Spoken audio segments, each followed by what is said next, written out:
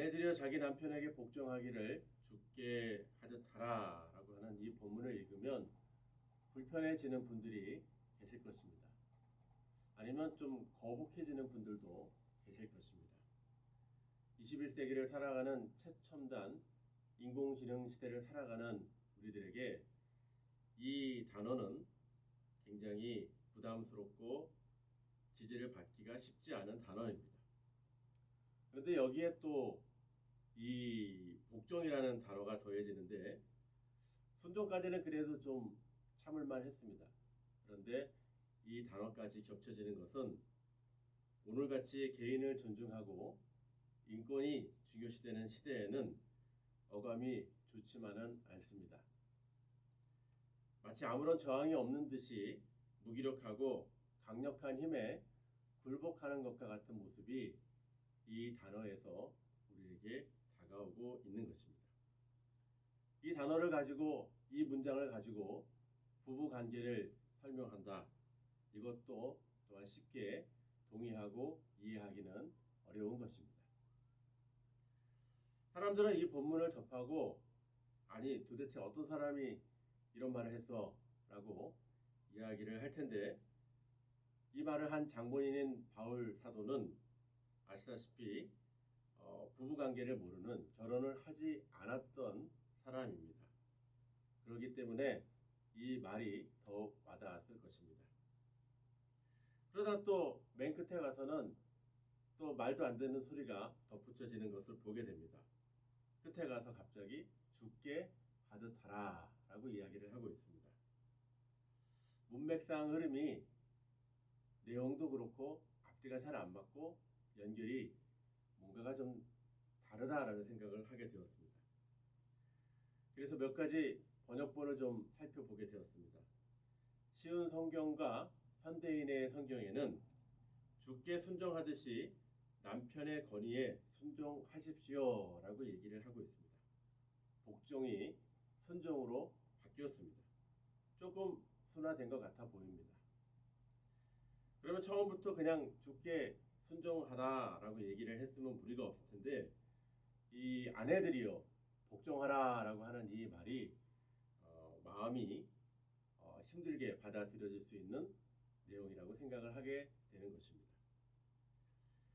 지금이나 당시에나 아내들 입장에서 살아본 남편에 대해서는 아주 멋지고 존경스럽고 훌륭하고 정말 좋습니다라고 하는 사람들이 시간이 지날수록 많지는 않은 것 같습니다.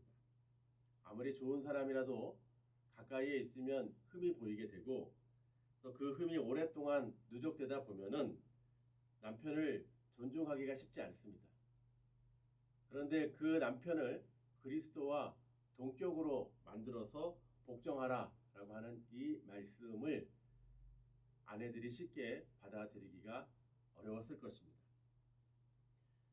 선교사님들과 함께 미션 북클럽이라고 하는 모임을 하고 있는데요. 팀 켈러 목사님의 결혼을 말하다라고 하는 책에서는 많은 이야기들이 있었습니다.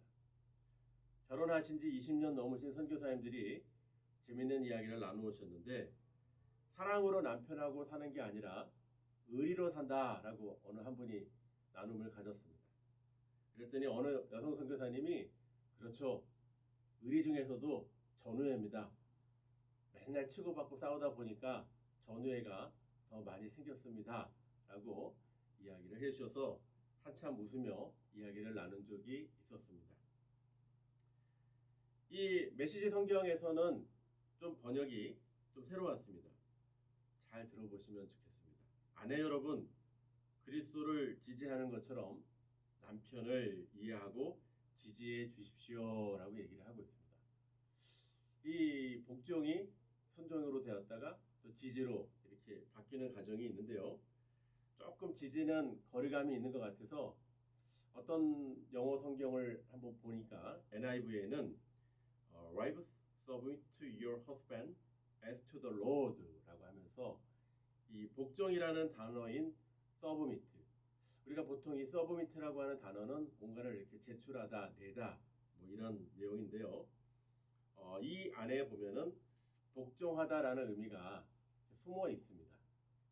이 단어를 썼던 표현인데 이 순종이라고 하는 보통 우리가 오베이라고 하는 이 단어와 서브미트라고 하는 단어의 차이점 이것도 좀 국어사전이나 자료들을 좀 많이 찾아보니까 이 순종에는 조금 자발적 의미가 있는 거예요.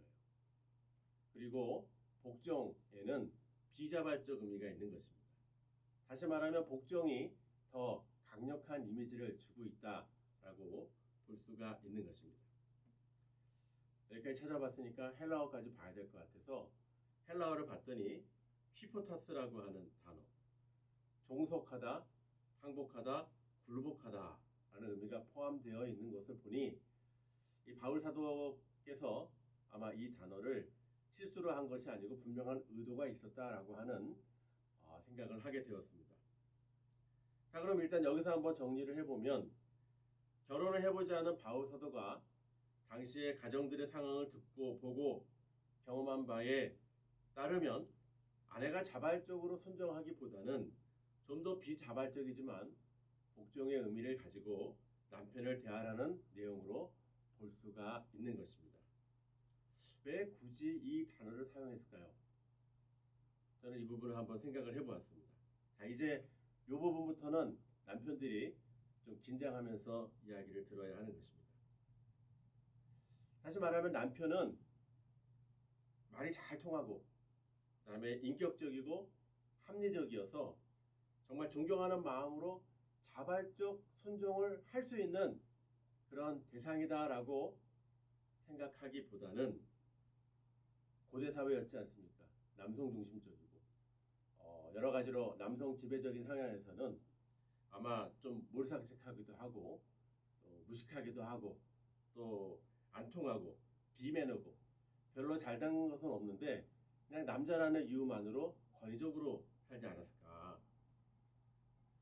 그러한 엉망인 남편이지만 이 순종, 진짜 사랑해서 자발적으로 섬기는 게 아니라 이 말씀드렸던 복종, 비자발적이지만 그 남편을 섬겨야 된다라고 하는 의미를 가지고 있지 않았을까라는 생각을 하게 됩니다. 왜냐하면 우리가 잘 아는 창세기 2장 18절에도 보면은 여호와 하나님이 이르시되 사람이 혼자 사는 것이 좋지 아니하니 내가 그를 위하여 돕는 배필을 지으리라 라고 말씀하셨잖아요. 돕는 배필에 대한 맥락을 잘 이해를 하면은 이 본문의 뜻이 무엇인지를 좀 더 이해를 할 수 있습니다. 여러분, 도움이 필요 없는 사람, 도움을 주는 사람, 어느 사람이 더 강합니까? 도움을 줄 수 있는 능력이 있는 사람이 더 강한 사람인 것입니다. 이 돕는 배필이라고 했던 이 정의를 잘 기억한다면 오늘 굳이 순종이라는 말보다 복종이라는 말로 이 여성들에게 했던 이 말씀을 보면 아마 여성들에 대한 아내들에 대한 그 내용들이 좀 더 많이 이해하고 폭넓은 마음으로 가져야 되지 않는가라는 생각을 하게 되어집니다. 그런데 에베소서 5장 22절에는 이 문장의 마침에 죽게 하듯 하라라고 얘기를 했죠. 죽게 하듯 하라. 이 문장은 또 어떻게 생각을 할 수가 있는가라고 묵상을 했습니다. 먼저 이 죽게 하듯 하라는 우리의 능동이지만 주님이 우리에게 하신 것을 한번 먼저 생각을 해 보았습니다. 예수 그리스도는 하늘 보좌 우편에 앉아 계시다가 우리 인간을 구원하시기 위해서 하늘 영광을 버리시고 하나님의 아들로 이 땅에 오셨고 자기 백성을 구하기 위해 오셨지만 철저히 사람들에게 버림받고 배신당하고 고난을 당하셨습니다. 심지어 신적인 능력이 있었음에도 불구하고 죄인된 인간들을 위해 십자가에 못 박혀 달려 죽으셨습니다. 이 일에 대해서 마태복음 26장 39절에서는 내 아버지여 만일 할만하시거든 이 잔을 내게서 지나가게 하옵소서 그러나 나의 원대로 마옵시고 아버지의 원대로 하옵소서라고 이야기를 하셨습니다. 그러면서 하나님의 뜻을 따르기 위해서 이 복종이라고 하는 느낌이 더 많은 십자가를 달리기 전에 그 모습을 보여주셨습니다. 하나님의 아들 예수 그리스도가 가치 없고 또 또 제약에 담겨진 그 인간들을 위해서 묵묵히 아버지의 뜻대로 순종하는 그 모습에서는 순종보다는 복종의 모습이 더 많이 우리에게 비춰져 보입니다. 사도 바울은 여러 서신서에서 그의 이 이야기들을 전개를 할 때 죄인들을 위해 죽으신 그리스도를 보면서 이 복종이라는 단어의 의미를 여러 번 사용했습니다. 그리고 이 복종의 의미를 초대교회 성도들은 너무나 잘 알고 있었습니다. 예수 그리스도를 믿음으로 말미암아 그들에게 다가왔던 여러 가지 박해와 고난과 불의, 이런 것들을 초대교회 성도들은 피하거나 또 멀리 돌아가지 않고 그대로 직면을 했습니다. 이러한 신앙적 유산을 잘 이어받은 초대교회 성도들은 분명한 태도가 있었고, 우리가 히브리서 11장 35절에 보면 거기에는 이렇게 기록되어 있습니다. 더 좋은 부활을 얻고자 하여 심한 고문을 받되 구차히 풀려나기를 원하지 아니하였으며 라고 얘기를 하고 있습니다. 다시 말하면 초대교회 성도들은 예수 그리스도를 믿으면 좋아지고 뭔가 괜찮아지고 뭔가 얻을 수 있어서 뭔가 복을 받을 수 있기 때문에 그것을 한 것이 아니었습니다. 더 아팠고 더 고통당했고 더 박해를 받았습니다. 그럼에도 불구하고 구차히 풀려나기를 원치 아니하였다라고 이야기를 하는 것입니다. 그냥 그리스도의 은혜 안에서 나를 위해 죽으신 그분 안에서 함께 거하는 것, 이것이 그들에게는 가장 큰 행복이었고, 그것을 위해서 그들은 묵묵히 복종하는 삶을 살 수가 있었던 것입니다. 그래서 이 개념이 잘 이어지면서 에베소서 5장 22절에 보면 복종이라는 키워드를 이어가면서 죽게 하듯 하라라는 표현을 해놓은 것입니다. 이 겉면은 그냥 적당히 대충 하는 것이 아닙니다. 자기가 좋을 때만, 뭔가 이득이 있을 때만 하는 것이 아니라는 이 표현을 담아놓은 단어가 이 복종이라고 하는 단어였습니다. 사도 바울은 이웃과의 관계에서 성도의 삶, 그리스도인의 삶을 이야기할 때 죽게 하듯 하라라고 하는 단어를 썼습니다. 에베소서 6장 5절에 종들아 두려워하고 떨며 성실한 마음으로 육체의 상전에게 순종하기를 그리스도께 하듯 하라라고 얘기를 해주고 있습니다. 고린도서 3장 23절에도 무슨 일을 하든지 마음을 다하여 죽게 하듯 하고 사람에게 하듯 하지 말라라고 이야기를 해주고 있는 것입니다. 이제 우리는 이 말씀 앞에 서서 우리의 삶을 되돌아봐야 할 것입니다. 하나님께서 우리의 삶에서 복종하기를 죽게 하듯 하라 하신 이 말씀을 가지고 안 해야 될 사람은 누구입니까? 감당해야 될 사람들은 누구이고 우리가 겪어야 될 사람들은 누구인 것입니까? 이 말씀을 갖고 버텨야 될 곳은 어디인지 우리는 한번 생각해 봐야 할 것입니다. 반대로 우리는 내 마음에 맞고 나에게 친절하고 나의 비위를 잘 맞추는 사람들만 찾아서 적당하게 그럴듯한 관계를 맺고 속과 겉이 다른 삶을 살고 있지는 않은지 우리는 이 말씀을 잘 상고해 봐야 할 것입니다. 내가 계획한 삶을 가기도 정말 바쁠 때가 많습니다. 그런데 성경에서 일러주신 이 복종이라는 말씀을 붙잡고 살려면 우리는 때로는 정말 우리가 가고자 하는 방향과 반대로도 갈 수가 있는 것입니다. 혼자 복받고 잘 살기에도 바쁜데 이 말씀을 붙들고 살려니 손해도 봐야 되고 또 말씀대로 살았는데 또 우리가 초대교회 성도들처럼 살기에는 너무나 큰 부담이 우리 삶에 있다는 것을 알고 있는 것입니다. 우리 모두는 이 말씀 앞에서 에베소서 5장 22절의 말씀 앞에서 이게 남편의 말씀인지 아내의 말씀인지 구별하기보다는 더 깊은 뜻을 깨달아 이해하고 주님의 말씀 앞에서 이 말씀을 붙들어야 할 것입니다.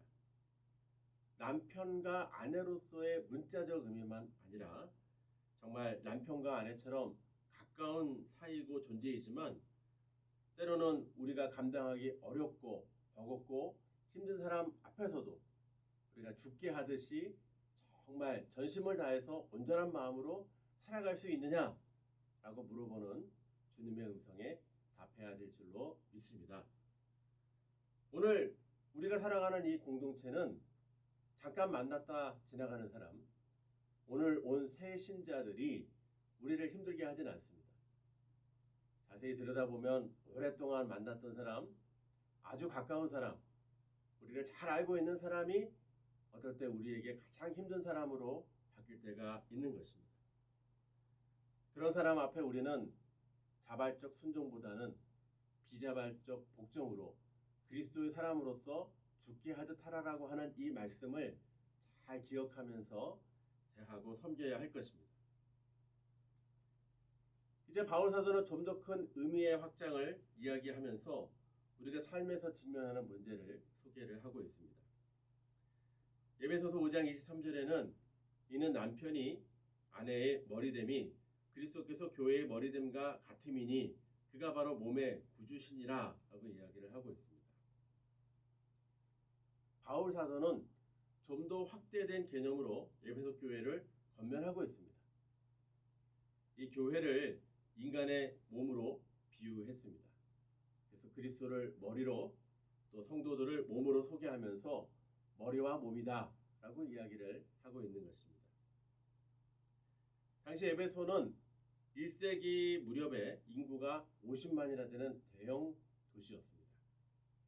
그리고 항구 도시였기 때문에 여러 나라에서 오는 사람들이 물건을 교류하기도 하고 상업이 성행했던 곳입니다. 그리고 돈이 돌았기 때문에 부유한 동네라고 이야기를 하고 있습니다. 특별히 이 지역은 고대 7대 불가사의라고 여겨지는 아데미 신전이 있었습니다. 아데미 신전은 축구장 면적의 20m 높이의 127개의 기둥을 세워놓은 신전이라고 합니다. 그리고 아데미는 그리스 신화에 나오는 제우스의 딸로 다산과 비옥을 상징하는 이방 여신입니다. 에베소 사람들은 이 아데미 여신을 자기들의 신으로 여겼던 것입니다. 이 신전에서 벌어지는 여자 사제들의 종교 행위는 거의 매춘과 다름이 없는 비옥의 신이고 다산의 신이기 때문에 이런 매춘 행위들이 여자 사제들을 통해서 이루어졌습니다. 에베소의 유적지를 이렇게 보면은 길바닥에 이렇게 매춘 안내 표지 같은 것들이 있다고 합니다. 그리고 그 발자국을 이렇게 담아 놓았는데 이 발자국보다 크면은 성인이라 참여할 수 있고 이 발자국보다 작으면 미성년자이기 때문에 참여할 수 없다. 이런 식으로까지 규정을 해놓은 것을 보니 굉장히 매춘이 발달했던 도시라는 것을 알 수가 있고 또 아데미 신상을 만들고 또 신의 축복을 비는 다양한 종교용품을 파는 가게들이 많았기 때문에 굉장히 성장했고 굉장히 복잡했고 굉장히 여러 가지로 번잡스러운 도시였다라고 생각을 할 수가 있는 것입니다. 자, 이런 에베소 지역의 어마무시한 신전과 종교의 여러 가지 상황들을 볼 때 교회는 너무 초라하고 비참해 보입니다. 아데미 신의 종교용품들은 집집마다 모셔져 있었을 것이고 또 여러 가지 몸의 장식구들도 많이 판매가 되었을 것입니다. 특별히 이런 상황 속에서 교회의 예수 그리스도는 정말 초라해 보입니다. 자기 몸도 하나 제대로 못 가누어서 사람들에게 잡혀서 채찍질 당하고 맞고 죽고 십자가에서 죽었다라고 얘기를 하고 있습니다. 이 어마무시한 아데미 신전의 아데미 여신과 예수 그리스도는 비교해보면 너무나 초라합니다. 그랬기 때문이었을까요? 바울 사도는 이 에베소에서 더욱 열정을 가지고 진실되게 복음을 증거하고 가르쳤습니다. 사도행전 20장 17에서 20절을 보면 바울이 밀레도에서 사람을 에베소로 보내어 교회 장로들을 청하니 오매 그들에게 말하되 아시아에 들어온 첫날부터 지금까지 내가 항상 여러분 가운데 어떻게 행하였는지를 여러분도 아는 바니 모든 겸손과 눈물이며 유대인의 관계로 말미암아 당한 시험을 참고 주를 섬긴 것과 유익한 것은 무엇이든지 공중 앞에서 각 집에서나 거리낌이 없이 여러분에게 전하고 가르치고라고 이야기를 하고 있습니다. 사도행전 19장 8절에서 10절을 보면 바울이 제자들을 따로 세우고 에베소에 따로 세우고 두란노 서원에서 날마다 강론하니라. 2해 동안 이같이 하니 아시아에 있는 자는 유대인이나 헬라인이나 다 주의 말씀을 듣더라 라고 했습니다. 바울 사도가 다른 지역에 보통 지냈던 것과는 다르게 짧아야 이렇게 1주, 길게는 2, 3주 있었던 다른 지역과 다르게 이렇게 2해 동안 오랫동안 머물면서 복음을 전하고 애착을 가졌던 이 에베소 지역이었습니다. 바울 사도는 에베소 교회 교우들이 양사방으로 언제든지 볼 수 있는 아데미 신상을 보기보다는 예수 그리스도를 분명하게 보고 예수 그리스도를 중심으로 살아가기를 간절히 원했습니다. 그래서 더욱 밀착된 표현으로 그리스도를 교회의 머리로 또 성도들을 그리스도의 몸으로 비유하면서 뗄래야 뗄 수 없는 관계다라고 얘기를 하고 있는 것입니다. 저는 왜 그랬을까? 곰곰이 묵상을 해보았습니다. 왜 예수 그리스도를 머리로 비유했을까? 이렇게 이야기를 할 때 조금 생각되는 한 가지 부분이 더 있었습니다. 혹시 에베소 교회에 다른 머리들이 많지 않았을까? 에베소 지역이 이 아데미 여신의 그런 종교적인 물품들이 많이 가득 찬 지역이기 때문에 아마 성도들 중에는 아마 아데미 여신을 과거에 섬겼던 사람도 있었을 것입니다. 항구 도시이기 때문에 배를 정박하고 또 여러 가지 또 뭔가를 풀기 위해서 많은 유흥업소들이 있었는데 여기도 갔다 온 사람들이 있었을 것입니다. 그리고 이 유대인 디아스포라 안에 또 많은 여러 가지 리더들이 그 안에 존재했을 것입니다. 심지어는 언어도 다르고 나라도 달랐습니다. 그래서 어느 나라 사람의 누가 리더고 어느 나라의 누가 리더가 되는, 다시 말하면 머리들이 많았을 것이지 않았을까. 그렇기 때문에 오히려 에베소서에서 바울 사도가 이 머리됨에 대한 이야기를 더 구체적으로 하지 않았나라는 생각을 하게 됩니다. 이 신약 성경에서만 봐도 이 제자들도 예수님과 같이 있었지만 모이기만 하면 네가 크냐 내가 크냐라고 얘기를 하면서 누가 또 정통 제자냐, 누가 또 제자 중에 크냐, 이런 일들이 빈번하게 많이 있었습니다. 구제할 때도 히브리파 가부를 구제할 것인지 헬라파 가부를 구제할 것인지 여러 가지 이야기들을 많이 했습니다. 근데 여러분 아시다시피 이 로마 식민지 시대에 로마는 절대 권력 아닙니까? 절대 권력 밑에 다 뭔가 질서를 잡기 때문에 이 유대인이나 유대인 디아스포라, 에베소 교회, 에베소 성도들 사이에서도 이 권력에 대한, 리더에 대한 욕심과 여러 가지 이야기들이 있었을 것입니다. 성경학자들은 에베소서에서 가장 중요한 것을 이야기할 때 에베소서 1장 10절을 이야기할 때가 많습니다. 하늘에 있는 것이나 땅에 있는 것이 다 그리스도 안에서 통일되게 하려 하심이라 소개하면서, 이 통일되게 한다는 건 뭐냐면요, 하나씩 하나씩 붙여져 갖고 마지막에 모든 총계에는 하나님이시다라고 하는 이 의미를 가지고 있는 것입니다. 다시 말하면 아데미 여신이든 다른 신이든 또 여러 많은 상황들이 있고 그 삶의 문화들이 더해지지만 그 모든 것이 더해지는 최종 결정지에는 하나님이 계시다라고 하는 모습을 에베소서 1장 10절에서는 이야기를 해주고 있습니다. 눈에 보이는 아데미 여신과 감히 비교도 할 수 없는 하나님의 임재를 기억하면서 하나님이 보내주셔서 십자가에 달려 돌아가신 예수 그리스도는 우리 모두를 위해 가장 좋은 리더십이고 최고시고 머리가 된다라고 하는 것을 우리에게 다시 한번 이야기를 해주고 있는 것입니다.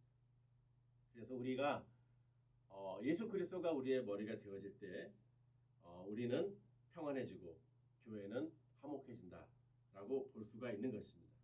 반대로 예수 그리스도가 아닌 다른 것이 머리가 되어질 때 우리는 힘들고 어렵고 복잡해진다는 것을 알 수가 있는 것입니다. 리더십 연구에 따르면 사람들은 나면서부터 리더가 되기를 좋아한다라고 이야기를 하고 있습니다. 그 어린 아이들을 대상으로 이렇게 연구를 했는데요. 또래 집단 6살 정도 되는 아이들을 이렇게 모아놓고 그 안에 장난감을 줬는데 그 아이들 중에 장난감을 먼저 독점하고 이 장난감을 배분을 하는 그 아이에게 리더십이 이렇게 모여진다라고 하는 연구 결과가 있습니다. 이 리더는 여러 가지 면에서 힘들고 어렵지만 공동체 안에서 사람들은 리더가 되려고 애를 많이 쓰고 있습니다. 리더가 돼야지 자기가 드러나고 자기가 높임을 받기 때문이다 라고 생각을 하고 있는 것입니다. 부산 수영록교회 이규현 목사님이 목회를 말하다라고 하는 책에서 프랑스 루브르 박물관의 모나리자 얘기를 해주셨습니다. 이 모나리자 그림이 이렇게 있는데 앞에서 이렇게 안내하는 분이 다 그냥 소개를 하는 거예요. 막 열심히 막 소개를 하고 뭐 레오나르도 다빈치도 다 얘기를 하니까 한 사람이 이렇게 얘기했어요. 여보시오, 비키시오. 우리가 모나리자 그림을 보러 온 거지 당신을 보러 온 게 아닙니다. 당신 좀 비켜주세요. 이렇게 얘기를 했다고 합니다. 여러분, 우리가 교회로 오고 하나님께로 나온 것은 예수 그리스도를 보러 온 것입니다. 그런데 예수 그리스도를 가로막는 머리들이 우리 주변에 있지 않는지 우리는 잘 살펴봐야 할 것입니다. 그렇기 때문에 우리는 이 머리 대신 예수 그리스도를 잘 따라야 됩니다. 근데 여러분 또 하나 생각할 것이 있습니다. 그건 뭐냐 하면은 머리가 되는 것은 참 힘들고 어려운 일입니다. 사람들은 몸이 되는 것을 사실은 싫어하죠. 자꾸 머리가 뭘 시키고 뭘 요청하고 부탁하면 스트레스를 많이 받습니다. 그래서 내가 언제 이 정말 몸된 이 위치를 빨리 벗어버리고 머리가 되려고 노력을 많이 합니다. 그런데 여러분 많은 것들을 경험해봐도 이끌어가는 거라는 것은 정말 어렵습니다. 책임을 져야 됩니다. 많은 보이지 않는 아픔들이 있습니다. 오히려 그냥 마음 편하게 따라가는 거 그냥 아무 생각 없이 따라가도 머리가 다 책임져 주기 때문에 그렇게 어렵지 않습니다. 그런데 중요한 것은 예수님께서 우리의 머리가 되어주신다고 하는 것은 우리를 분명히 이끄신다라고 하는 약속의 말씀인 것입니다. 우리를 다 책임지고 돌보시겠다고 하는 약속의 말씀이 있는 것입니다.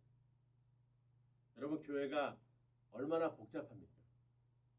교회 안에서 얼마나 많은 일이 일어나고 있습니까? 분쟁이 생기면 쉽게 해결하기도 어렵고 풀기도 어렵습니다. 여러 가지 문제가 있는 것을 다 풀고 이끌어가는 것이 정말 쉽지 않은 것이 교회입니다. 그런데 그 교회의 머리가 되어주신다라고 하는 것이 우리에게 얼마나 큰 소망이고 힘이 되는 것입니다. 그래서 우리는 약속대로 말씀을 믿고 따르고 주님 앞에 맡기면 되는 것입니다. 수동적이 되어야 됩니다. 우리는 인생을 능동적으로 살아야 된다라고 얘기를 하지만 하나님의 나라에서는 하나님이 능동자가 되시고 우리가 수동자가 되어야 될 줄로 믿습니다.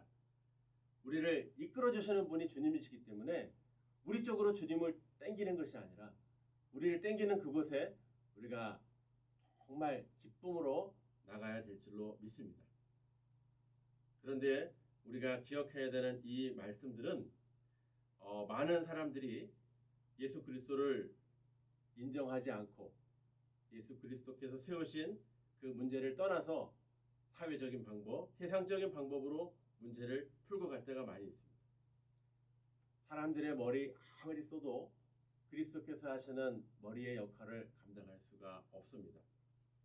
새로운 거 다 도입해보고 최첨단을 다 도입해도 하나님께서 주시는 방법만이 최고의 길인 줄로 믿습니다. 머리가 아닌 사람이 머리가 되면 골치 아프고 문제가 생기는 이유가 바로 여기에 있는 것입니다. 그러기에 우리는 항상 그리스도가 우리의 머리가 되시도록 모든 자리를 잘 살펴야 됩니다.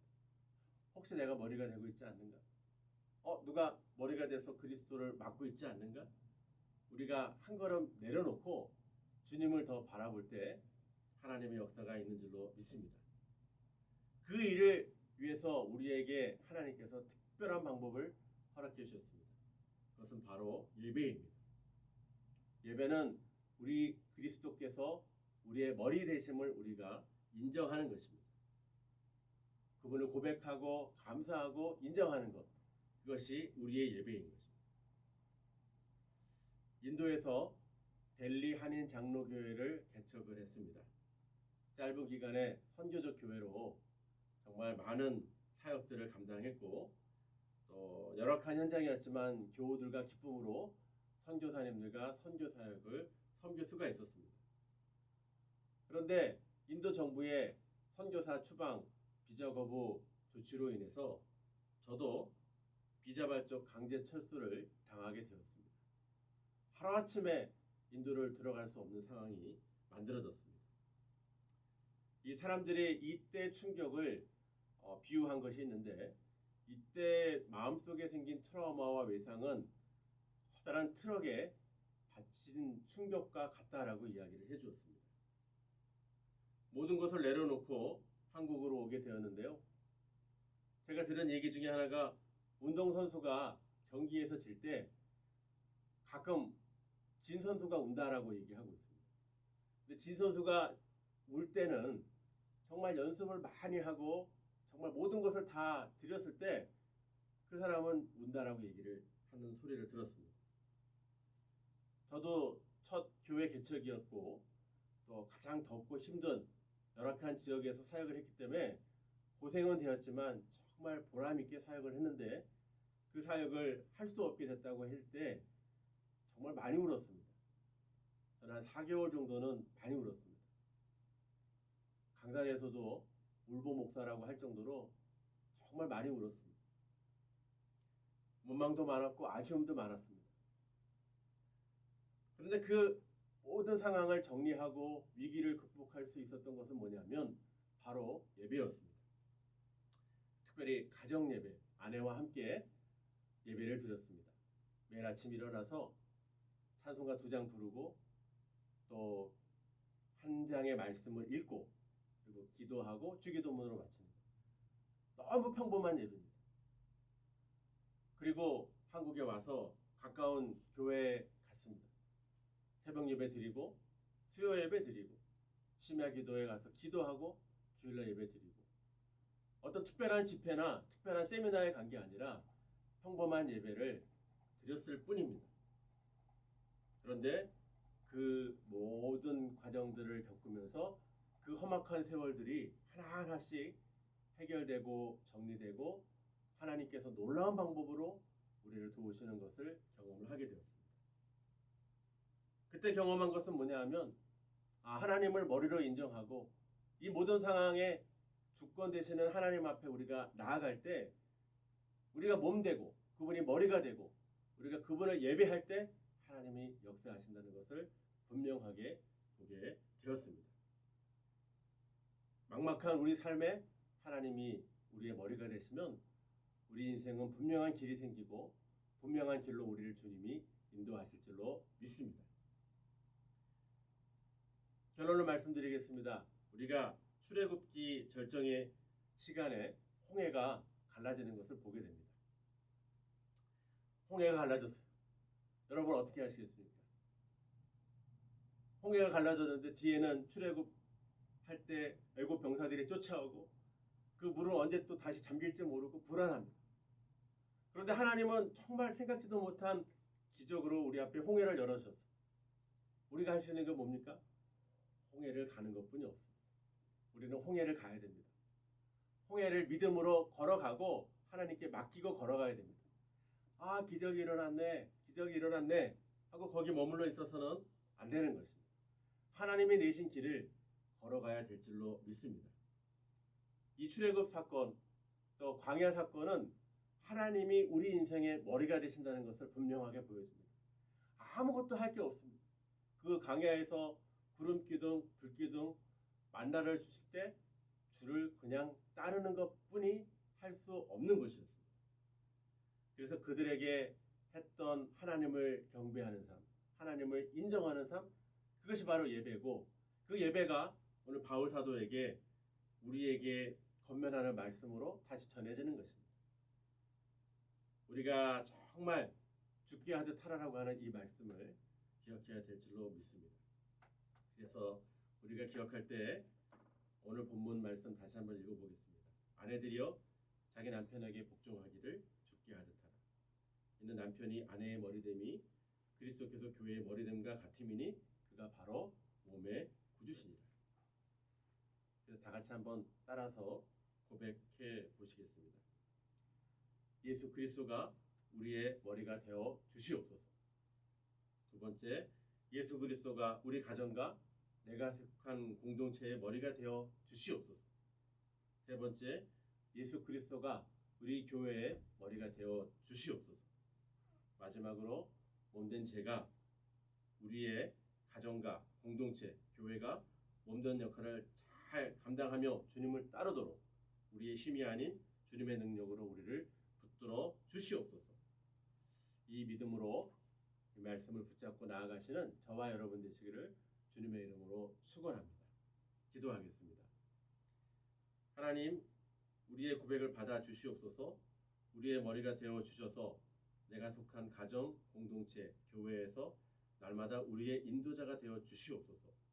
우리를 가장 선한 길로 인도하여 주시고 주님과의 예배 시간을 통해 늘 그리스도의 머리 되신가 우리가 주의 몸된 지체임을 확인하며 주님의 도구로 맡겨주신 사명을 기쁨으로 감당하도록 우리를 이끌어 주시옵소서. 우리 주 예수 그리스도의 이름으로 기도하옵나이다.